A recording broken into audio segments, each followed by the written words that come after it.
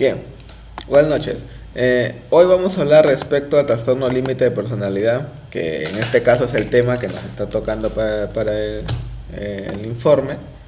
Y bueno, vamos a tratar de excluir todo lo que respecta al DCM o CIE-10 porque son temas que quizá ya conocemos o muy fácil para nosotros de corroborar, ya que son los manuales que generalmente todos usamos. Así que vamos a tratar de tocar otro tipo de fuentes o otro tipo de investigaciones. En el caso de trastorno borderline o trastorno límite de personalidad, eh, hay un componente muy importante que es el componente genético, a diferencia de quizás otros trastornos en donde no se ve muy implicado. Pero en este caso sí, el gen 5-HTT es el encargado hasta cierto punto de regular emociones, ¿no? Por así decirlo, y se ve implicado de manera, digamos, directa hasta cierto punto. ¿No? Se han hecho estudios en hijos de personas que han tenido trastorno límite de personalidad y el aspecto genético ha sido un determinante clave, por así decirlo, y en otros casos se han heredado rasgos de personalidad o de temperamento, eh, en especial inclinados hacia la impulsividad y la agresión. Bien, en el aspecto fisiológico podemos mencionar que estas personas a nivel estructural eh, segregan a nivel de neurotransmisores, mejor dicho, segregan menos sustancias que van a, en este caso, permitir la poca autorregulación que ellos van a tener con sus emociones, ¿no? Respecto a la serotonina, dopamina, catecolamina, no se suelen producir la misma cantidad que una persona que logra manejar sus emociones de una manera adecuada. Asimismo, los núcleos de regulación de emociones y el aspecto neuroanatómico de la toma de decisiones no suelen tener una comunicación apropiada, como es en el caso de las personas que sí logran eh, manejar sus impulsos, por así decirlo. En este caso, ellos no. A nivel estructural, la región de toma de decisiones y la región que regula las emociones no suele estar muy bien comunicada. Bien. Respecto al trastorno límite de personalidad, antes se pensaba que era un derivado, por así decirlo, de la esquizofrenia. Pero posteriores investigaciones demuestran que obviamente es un trastorno de personalidad tal cual. Y teniendo en cuenta esto, se planteó la teoría del doble vínculo, que principalmente se plantea como una paradoja comunicativa, que viene a ser, entre comillas, una contradicción comunicativa que se podría plantear de la siguiente manera. Un niño, un ejemplo, ¿no? Un niño es alentado, ¿no? Es motivado a que dé su opinión libremente, pero es castigado cuando da su opinión libremente. Entonces vemos que en aspectos comunicativos existe una contradicción notoria y generalmente este tipo de sucesos se dan por personas importantes en la familia. Por ejemplo, puede ser un padre o una madre, ¿no? O el clásico, te castigo porque es lo mejor para ti, porque es necesario castigarte porque te quiero, hijo, y pues te castigo. Entonces, si quiere, ¿cómo va a hacer daño, ¿no? Mediante un castigo. Entonces existe esa ambigüedad, si quieren decirlo de esta manera. Comunicativa principalmente. Posteriormente ya se plantea lo que es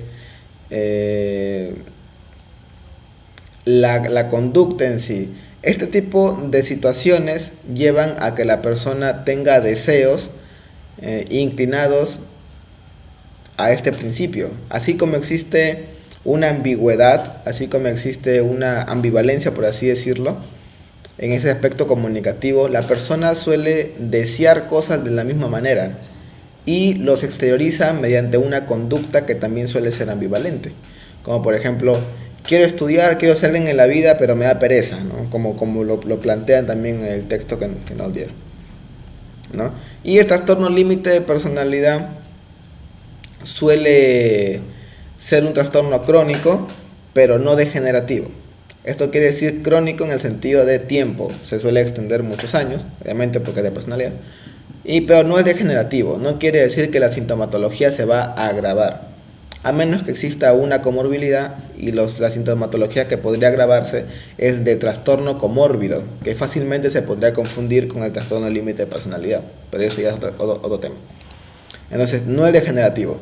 Hay unas investigaciones que dicen que en algunas ocasiones el paciente suele, entre comillas, ¿no?, curarse, por así decirlo, mágicamente, porque llega un punto en donde ya la sintomatología empieza a disminuir, quizás sean a los 30, de 35 años para adelante, pero son casos muy, muy puntuales, ¿no? No es nada que estadísticamente sea muy relevante. Ahora, como les mencioné, en el DSM o en el CIE-10 nos mencionan cierta sintomatología que suele ser hasta cierto punto muy general, ¿no? Es algo que fácilmente se podría confundir con otros trastornos, como por ejemplo la impulsividad, ¿no? O las ideas de suicidio, ¿no? Eso también lo tiene un depresivo, un antisocial. Hasta cierto punto ese es el problema que tenemos con los manuales y que en el salón también nos lo mencionaron, ¿no? La participación de la compañera que mencionó, pero en fin. Entonces, el psiquiatra Vicente La Rosa, en un artículo de opinión que él escribe respecto al trastorno del límite de personalidad, obviamente, borderline, nos menciona que hay ciertos síntomas que son ocultos, entre comillas, ¿no? Y no es que sean ocultos por la dificultad de encontrarlos, sino que son ocultos porque en los manuales no los mencionan, por así decirlo. Bien, no los mencionan necesariamente. Entonces, son ocultos porque tienes que profundizar un poco más en la personalidad. Profundizar un poco más en el análisis clínico, netamente, mediante la entrevista, obviamente. Pero no es que sean ocultos por la dificultad de encontrarlos, ¿no? Y divide a esta sintomatología en dos grandes bloques o en dos grandes grupos. Una es la sintomatología para con sí mismo, entendido como aspectos intrapersonales, ¿no?, del yo propio, y la sintomatología hacia los demás, ¿no?, que se expresa hacia los demás, entendido esto como la sintomatología principal que existe en las relaciones interpersonales. Vamos a empezar por el bloque 1, que es para con uno mismo. En el bloque 1 él identifica nueve signos o síntomas, pero vamos a mencionar lo más importante. No existe el autoengaño, que obviamente el paciente o el cliente, dependiendo qué tan humanista seas, el autoengaño obviamente refiere a la posición o a la postura del paciente que no desea aceptar o que se automiente, se autoengaña, diciendo que lo que él hace es normal, que no tiene ningún problema, ¿no? Luego viene el miedo a sí mismo, que es cuando el paciente ya, por decirlo así, acepta lo que tiene y teniendo en cuenta el conocimiento que tiene de su propio trastorno, hacia él mismo se le genera un miedo, porque no sabe cómo va a reaccionar después y su siguiente conducta a él mismo le causa miedo, porque ya sabe el problema que tiene o ya tomó conciencia del problema que tiene, por así decirlo. El tercero tiene que ver con la toma de decisiones erróneas, que entre dos decisiones suelen escoger la peor, ¿no? Como por ejemplo escoger los peores amigos, escoger el consumo de drogas en lugar de consumo de algo quizás un poco más sano, ¿no? Suelen tomar las peores decisiones que se puede tomar, ¿no? Por eso es que suelen acabar metidos en situaciones problemáticas, en consumo de drogas, ese tipo de aspectos. Bien. También los mecanismos de defensa suelen tener mecanismos de defensa muy comunes como la proyección o la negación, que también lo vimos en el primer punto hasta cierto punto del autoengaño, ¿no?, que se podía relacionar también. Entonces suelen tener un mecanismo de defensa. También la incapacidad para escuchar.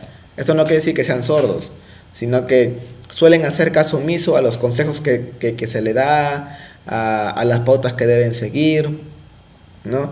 Por eso es que también suelen abandonar en algunas ocasiones las terapias porque no quieren hacerle caso al psicólogo, ¿no?, o al psiquiatra, dependiendo con quién vayan, y ¿no?, suelen abandonar porque no le hacen caso, no es efectivo y se retiran de la terapia. También menciona la herida narcisista, que tiene que ver más con el hecho de pensar que las situaciones malas que le suceden o los aspectos negativos que le rodean van dirigidos hacia su persona, ¿no? Eso tiene que ver también con el manejo de estrés, que generalmente cuando una persona borderline está en situaciones que tiene mucho estrés, suele presentar una ideación paranoide, ¿no? Como que todos son malos, todos están en contra mía, ¿no? Inclinado a lo paranoide. Sin embargo, este tipo de situaciones son transitorias, no son por el momento, por ratito, en la situación de estrés. Y no son tan intensos como para poder considerarlo un delirio paranoico. Bien, después también tenemos aspectos que suele ser una persona muy arrogante, ¿no? Y la somatización, que como ya sabemos, ¿no?, representa la manifestación física de complicaciones psicológicas. Y lo más común son la cefalea, dolor de cabeza, alteraciones digestivas, temblores, insomnio, taquicardias, entre otras cosas, como por ejemplo también complicaciones respiratorias, ¿no? Esos son los síntomas que la persona tiene para consigo misma, ¿no? Que entre comillas son ocultos, ¿no?, como les mencioné, ya que estadísticamente no son oficiales, no, pero el psiquiatra Vicente La Rosa trabaja en un puesto, en un hospital, no recuerdo cómo se llama, y está a cargo de el área de trastornos de personalidad, ¿no? Y él mediante sus estudios ha determinado eso. Bien, y también determina los síntomas escondidos para con los demás, o sea, de relaciones interpersonales. Y él menciona 6 principalmente. El primero es la discusión del pequeño detalle, ¿no? Que un aspecto insignificante, las personas borderline suelen agrandarlo, suelen hacer, por decirlo así, un escándalo, un problema muy grande por algo insignificante, ¿no? Segundo, suelen considerar que las personas son sujetos manipulables, que suelen manipularse de una manera muy sencilla para ellos, ¿no? Y esto se relaciona directamente con el tercer síntoma, que viene a ser la seducción y el encanto superficial, ¿no? Estas personas suelen enganchar muy rápido, por decirlo así, a sus víctimas o a las demás personas buscando un fin propio, ¿no? Que viene a ser el hecho de que no se alejen de ellas, ¿no? Porque estas personas suelen tener ideas de abandono, ya sea real o ficticias. Bien, por eso es que también suelen ser muy promiscuos en el área sexual, porque buscan enganchar a las personas para que se queden con ellas. Eso también va a desencadenar otras posibles comorbilidades que vamos a ver más adelante. También presentan el miedo al compromiso, entendido esto como que el miedo quizás a situaciones donde tengan que verse implicados aspectos de responsabilidad, ¿no? Porque no suelen alcanzar sus metas muy rápido. Perdón, no suelen alcanzar las metas que se plantean. También afirman que nadie los entiende, ¿no? Que lo que ellos hacen no es malo en sí mismo, sino que es malo porque el resto cree que su conducta es mala. No, ellos dicen, lo que yo hago está bien, es normal, yo soy sano, sino que lo que el resto hace, o el resto es quien califica mi conducta como negativa, ¿no? Lo que pasa es que no me entienden, dicen, ¿no? Y se victimizan, se suelen justificar con aspectos, obviamente, que no vienen al caso, ¿no? Pero eso le da ese tipo de manifestaciones conductuales o manifestaciones de ideas. Y también el sexto punto que plantea este psiquiatra es que ellos suelen tener un mundo ideal en su cabeza, ¿no? La visión hacia el futuro, de sus metas, de las cosas que quieren alcanzar, suele ser muy utópica, o suele ser como una utopía, como que es muy perfecto, todo lo que ellos desean alcanzar, ¿no? Pero esto mismo hace que ellos no logren llegar a esa meta, porque obviamente es algo muy difícil. Si piensas que va a ser perfecto de acá en un año, medio año o la otra semana, no lo vas a alcanzar. Y eso hace que ya no intenten nuevamente tener metas, ¿no? Suelen fracasar en sus objetivos o en sus trabajos, por eso es que suelen dejar todo a medias, ¿no? Y esto también es un motivo por el cual en la terapia son uno de los pacientes que más suelen abandonar, ¿no?, ese tipo de terapias. Ahora, vamos con datos interesantes respecto al trastorno. Si bien es cierto, hay diferentes tipos de formas de intervenir, entendido esto como las terapias o la solución que podrías dar. Y como conocemos, una de ellas es la farmacológica, ¿no? Que eso le suele dar antidepresivos, antipsicóticos, ¿no? Pero este tipo de fármacos que atacan directamente la impulsividad del paciente no actúan o no tienen efecto referente a las conductas de chantaje o de manipulación. Entonces, hasta cierto punto regula, pero no tanto. Bien. Eh, Entrando al tema de la comorbilidad, sabemos que los borderline se inclinan principalmente hacia un desajuste de autocontrol y aspectos emocionales. Entonces es normal que la comorbilidad de los trastornos que se puedan presentar se incline más por esa rama. En el caso de las mujeres se suele presentar generalmente comorbilidad con trastornos del estado de ánimo como es depresión, ansiedad, ¿no? Ese tipo de complicaciones. Y en los hombres suelen presentarse mayormente conductas antisociales, ¿no? Trastorno antisocial, consumo de sustancia de drogas. No quiere decir que necesariamente sea así, obviamente puede haber una mezcolanza de más trastornos, nadie dice que no, pero generalmente o estadísticamente se suelen dar más este tipo de situaciones. Bien, y como ya sabemos, pues no sé, en el DCM nos hablan de una ideación dicotómica inconsistente, ¿no? Suelen presentar dependencia o ideas de separación real o irreal, problemas de identidad, aburrimiento constante, conductas de riesgo como es el consumo de drogas o el sexo sin protección, ideas de suicidio, ánimo reactivo, o sea que al toque, ¿no? Entre otras cosas que encontramos en el DSM o en el CIE-10 que bueno, expande cada día, ¿no? Entonces, espero les haya ayudado en algo el aporte que trato de hacer y me gustaría que también traten de devolver el favor, quizás dando información interesante respecto al tema, ¿no? Y gracias. Buenas noches.